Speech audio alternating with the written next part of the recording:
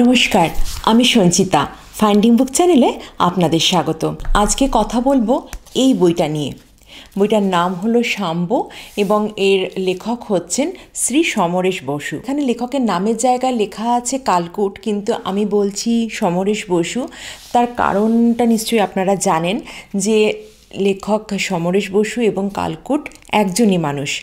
সমরেশ বসুরই ছদ্মনাম হচ্ছে কালকুট। এই কালকুট নাম নিয়েই কিন্তু সমরেশ বসু তার বিখ্যাত বেশ কিছু বই লিখেছিলেন। তার মধ্যে একটা হচ্ছে এই শাম্ব। এই বইটা আনন্দ পাবলিশার্স থেকে প্রকাশিত হয়েছে। বর্তমানে বইটার দাম হচ্ছে 300 টাকা, আর এর মোট পাতার সংখ্যা হচ্ছে 86। আমার কাছে যে বইটা আছে এটা বেশ পুরনো বই। এখানে কিন্তু লেখার ফন্টগুলো খুবই ছোট ছোট।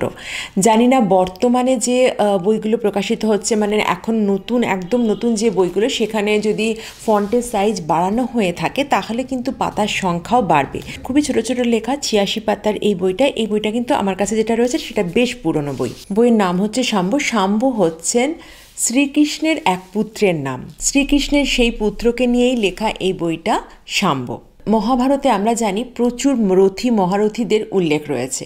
সেই সমস্ত রথী মহারথীদের ওপর এত বেশি আলোকপাত করা হয়েছে যে প্রদীপের নিচে যেমন অন্ধকার থাকে, সেই রকম সেই আলোর নিচেও কিন্তু অন্ধকারে বেশ কিছু মানুষ রয়ে গেছিলেন, যাদের ওপর সেরকমভাবে আলোকপাত করা হয়নি মহাভারতে। এই রকম কিছু চরিত্রদেরকে নিয়ে কিন্তু কালকুট বেশ কিছু বই লিখেছেন।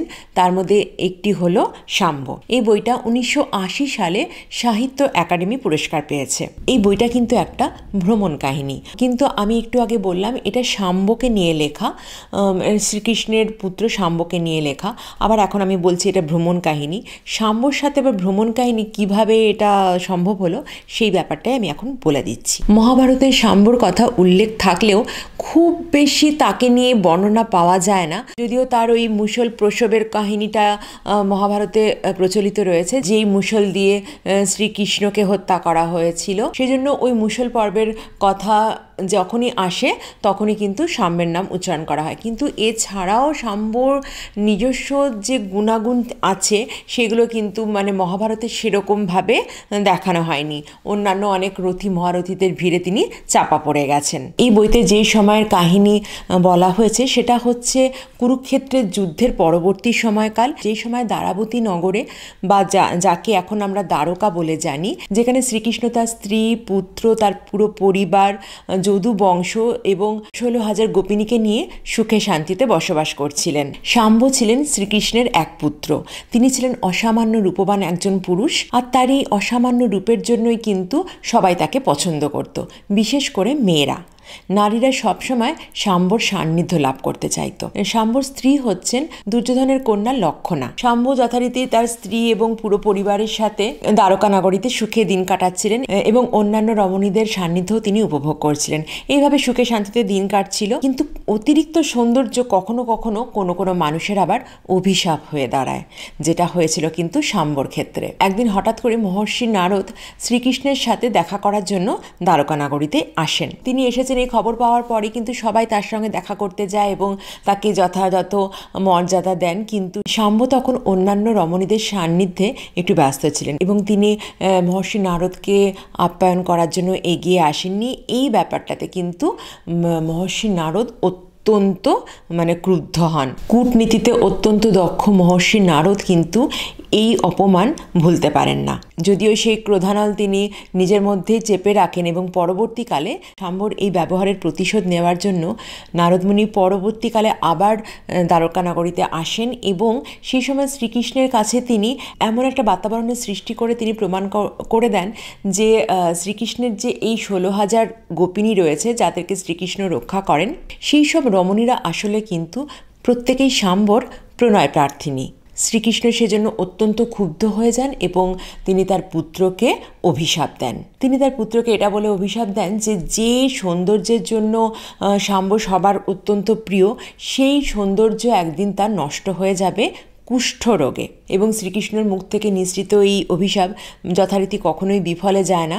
শাম্বর কিন্তু কুষ্ঠরোগ হয়। ভয়ঙ্কর কুষ্ঠরোগে তার সারা শরীর অত্যন্ত কুৎসিত হয়ে যায় এবং শাম্ব তার পিতার এই অভিশাপকে মেনেও নেন। তিনি তার নিজের রোগ মুক্তির জন্য, তার এই অভিশাপের মুক্তির জন্য বাড়ি থেকে বেরিয়ে যান। শুধু তিনি তার রাজপ্রাসাদ ছেড়ে বেরিয়ে যান তা না, দ্বারকা নগরী থেকেও বেরিয়ে যান। মানে একজন রাজকুমার যিনি জন্ম থেকে বিলাস বাসনে অভ্যস্ত, সব রকম সুখ স্বাচ্ছন্দ্যে তিনি অভ্যস্ত, সুখ স্বাচ্ছন্দ্য বিলাসিতা ছেড়ে, তার পরিবারকে ছেড়ে, ওই দ্বারকা নগরী ছেড়ে, রাজপ্রাসাদ ছেড়ে তিনি বেরিয়ে চলে যান এবং তিনি জানতে পারেন চন্দ্রভাগা নদীর তীরে মৈত্রেয় বনে গেলে সেখানে তার রোগমুক্তি ঘটতে পারে এবং তার উদ্দেশ্যে তিনি যাত্রা করেন। শাম্বর এই যাত্রা পথটাকেই কিন্তু লেখক এখানে ভ্রমণ কাহিনী হিসেবে তুলে ধরেছেন। এই বইটা কিন্তু এক অর্থে একটা ভ্রমণ কাহিনীও। শাম্ব কিন্তু তার এই নিজের নিয়তিকে মেনে নিয়েছিলেন। তিনি কিন্তু তার নিজের ভাগ্যকে বা অন্য কাউকে কিন্তু দোষারোপ করেননি। তিনি নিজের এই ভাগ্যকে মেনে নিয়ে, তার এই অভিশাপকে মেনে নিয়ে তিনি নিজের মনের জোরে এগিয়ে চলেন এবং সেই চন্দ্রভাগা নদীর তীরে মৈত্র বনের খোঁজ করতে থাকে। যদিও তার এই যাত্রা পথটা কিন্তু খুব একটা সহজ সরল ছিল না। যদি তিনি একজন রাজকুমার হিসেবে যাত্রা করতেন তাহলে তার এই যাত্রাপথটা হয়তো খুবই সহজ সাধারণ হতো, কিন্তু তিনি একজন কুষ্ঠরোগী, তিনি দেখতে অত্যন্ত কুৎসিত হয়ে গেছেন। কেউ তাকে চিনতে পারছে না, তিনি যে রাজকুমার শাম্ব সেটা কেউ তাকে দেখে চিনতে পারছে না, এতটাই তিনি কুৎসিত হয়ে গেছেন দেখতে। রাস্তায় লোকজন তাকে অবজ্ঞা, অবহেলা, অপমান করছে। ছোট ছোট বাচ্চারা তার দিকে পাথর ছুঁড়ে মারছে। এইরকম একটা অবস্থার মধ্যে, এরকম একটা বিড়ম্বনার মধ্যে কিন্তু নিজের মনের জোরে এগিয়ে চলেছেন শাম্ব। তার এই যাত্রাপথের বিভিন্ন বর্ণনা রয়েছে, সেখানে তিনি কিভাবে যাচ্ছেন। তার যাত্রাপথে এক জায়গায় গিয়ে তিনি আরও বেশ কিছু কুষ্ঠরোগীর সাথে তার দেখা হচ্ছে। যে সমস্ত কুষ্ঠরোগীরা তাদের রোগ নিরাময়ের জন্য ওখানে একত্রিত হয়েছেন এবং সেখানে তারা থাকে, একসাথে দলবদ্ধভাবে থাকে। কিছুদিন পরে তারা কিন্তু বুঝতে পেরেছে যে তাদের রোগমুক্তি ঘটা সম্ভব নয়। সেজন্য তারা ওখানে ভিক্ষা করে জীবন কাটায়, ভিক্ষা করে যা খাবার পায় সেই খাবার খেয়ে তারা জীবন কাটায় এবং সেখানে তারা রীতিমতো একসাথে দলবদ্ধভাবে তাদের সংসার গড়ে তুলেছে। সেখানে তারা সন্তান উৎপাদন করছে এবং সেই সন্তানেরা জন্মের সময় ভালো থাকলেও কয়েক বছর পরে তারাও কিন্তু রোগাক্রান্ত হচ্ছে এবং মারা যাচ্ছে। এরকমভাবে কিছু মানুষ তারা মারা যাচ্ছে, তারা তাদের ভবিষ্যৎ জানে যে তারা কুষ্ঠরোগে আক্রান্ত হয়েছে এবং কিছুদিন পরেই তারা মারা যাবে এবং সেইভাবেই তারা যে কদিন তারা বেঁচে আছে সে কদিন তারা সেইভাবেই ভিক্ষা করে এইভাবে জীবন কাটাচ্ছে। তারা তারা যে ভালো হতে পারে কখনো, সেই বিশ্বাসটাই তারা হারিয়ে ফেলেছে। শাম্বর সাথে যখন তাদের দেখা হচ্ছে, শাম্ব তখন তাদের মধ্যে সেই বিশ্বাসটা ফিরিয়ে আনার চেষ্টা করছেন এবং তাদেরকে একসাথে দলবদ্ধ করে তিনি এগিয়ে যেতে চাইছেন সেই রোগমুক্তির উদ্দেশ্যে। প্রথমে সেই সমস্ত কুষ্ঠরোগীরা কিছুতেই মানতে চায় না, পরবর্তীকালে শাম্ব তাদেরকে ঐক্যবদ্ধ করে নিয়ে এগিয়ে যান এবং সেখানে আরও বেশ কিছু ঘটনা ঘটে। সব কিছু মিলিয়ে হচ্ছে এই যাত্রাপথটা। তারপর তারা ওখানে যায় এবং সেখানে গিয়ে তার রোগমুক্তি ঘটে এবং যে দলটা গেছিল, কুষ্ঠরোগীদের যে দলটা গেছিল, তাদের মধ্যেও বেশ কিছু মানুষের রোগমুক্তি ঘটে এবং তারপর তারা ফিরে আসে এবং তাদের মন্দির প্রতিষ্ঠা হয়, সাম্বাদিত্যের মন্দির, এবং সেই মন্দিরের পৌরোহিত্য কোত্থেকে এগিয়ে আসেন সেগুলো সব কিছু বলবো না এখানে।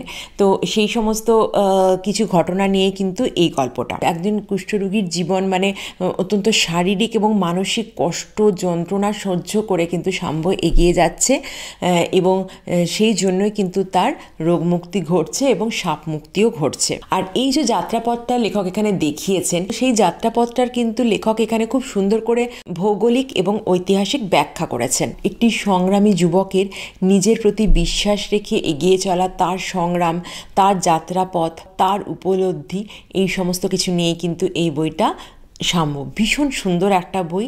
তারপরে কি হয়, শাম্বর রোগমুক্তি ঘটার পরে কিন্তু সে ইচ্ছে করলে আবার দ্বারকা নগরীতে ফিরে যেতে পারত এবং সেখানে সে তার সেই পুরনো জীবন কাটাতে পারত, তার সেই বিলাস বহুল জীবন, কিন্তু শাম্ব সেটা করেননি। তিনি কিন্তু আত্মার সেই পুরনো জীবনে ফিরে যাননি, তিনি তার নতুন জীবন প্রাপ্ত হন। কিভাবে সেই নতুন জীবন প্রাপ্ত হলো সেটা তো বললাম, পুরোটা বলিনি, বেশ কিছুটা বলেছি, আরও কিছুটা বাকি আছে, সেটা আপনারা বইটা পড়লে জানতে পারবেন। এখানে কিন্তু লেখক কালকুট শ্রীকৃষ্ণ বা শাম্বকে কিন্তু কোনো পৌরাণিক চরিত্র বা কোনো কাল্পনিক চরিত্র হিসেবে দেখাননি। এখানে তিনি একজন মানে রক্ত মাংসের মানুষ হিসেবেই প্রত্যেককে দেখানো হয়েছে।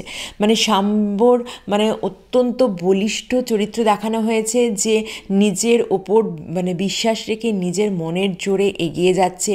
এক ভাগ্য বিড়ম্বিত অভিশপ্ত রাজকুমার শাম্ব কিভাবে নিজের মনের জোরে তার নিজের রোগমুক্তি ঘটালেন এবং সাপমুক্তি ঘটালেন, এবং তার সাথে সাথে আরও কিছু কুষ্ঠরোগীরও তিনি রোগমুক্তি ঘটালেন। কিভাবে এটা সম্ভব হলো সেটা নিয়ে কিন্তু এই বই শাম্ব, লেখক কালকুটের লেখা। এই বইটা ভীষণ সুন্দর একটা বই। মানে এটা আমি বললাম যে এটা একটা ভ্রমণ কাহিনী। কেন ভ্রমণ কাহিনী সেটাও আমি ব্যাখ্যা করে দিলাম, যে শাম্বর এই যাত্রাপথটাই হচ্ছে এই ভ্রমণ কাহিনী। এইটা ভীষণ সুন্দর একটা বই, আনন্দ পাবলিশার্স থেকে প্রকাশিত এই বইটা শাম্ব, কালকুটের লেখা, মানে কালোজয়ী একটা বই। এই বইটা কিন্তু অবশ্যই আপনারা পড়ে দেখুন, পড়ে কেমন লাগলো অবশ্যই আমাকে কমেন্ট করে জানাবেন। দেখা হবে অন্য কোনো বইয়ের আলোচনায়। আজ তাহলে আসি, নমস্কার।